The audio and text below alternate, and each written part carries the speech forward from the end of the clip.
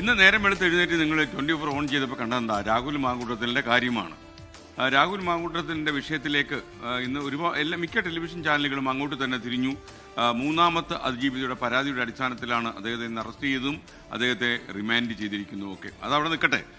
അതിനേക്കാളും കുറേ ആൾക്കാർ മടുത്തു. രാഹുൽ മാങ്കൂട്ടത്തിൻ്റെ പീഡന പരാക്രമങ്ങൾ കേട്ട് പ്രേക്ഷകർ വല്ലാതെ മടുത്തു. പക്ഷേ നമുക്ക് ഈ അതിജീവിതയുടെ ചില വോയിസ് ക്ലിപ്പുകളും ഒക്കെ കേൾക്കാൻ അവസരം ഉണ്ടായപ്പോൾ എന്തൊരു അപകടകാരിയാണ് ഈ മനുഷ്യനെന്ന് തോന്നിപ്പോയി.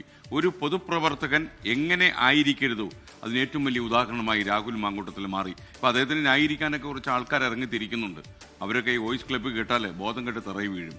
അപ്പം അത്ര അപകടകാരിയും അക്രമകാരിയുമായിട്ടാണ് രാഹുൽ മാങ്കൂട്ടത്തിൽ പെരുമാറിയത് എന്നുള്ളത് നമ്മളെ വല്ലാതെ വേദനിപ്പിക്കുന്നു. മാത്രമല്ല വലിയ ഭാവിയുള്ള ഒരു ചെറുപ്പക്കാരൻ എന്ന് ഞങ്ങളെപ്പോലെയുള്ള മാധ്യമപ്രവർത്തകരൊക്കെ വിധി എഴുതിയ ഒരാളിൻ്റെ ഏറ്റവും വലിയ തകർച്ചയാണ് ഇന്ന് കണ്ടത്. ഇവിടെ നിന്ന് ഉയരുമോ എന്ന് എനിക്കറിയില്ല. പക്ഷേ കുറേ സ്ത്രീകളുടെ കണ്ണുനീരവിടെ വീണിട്ടുണ്ട് എന്നുള്ളത് നമ്മളെ വല്ലാതെ വേദനിപ്പിക്കുന്നു.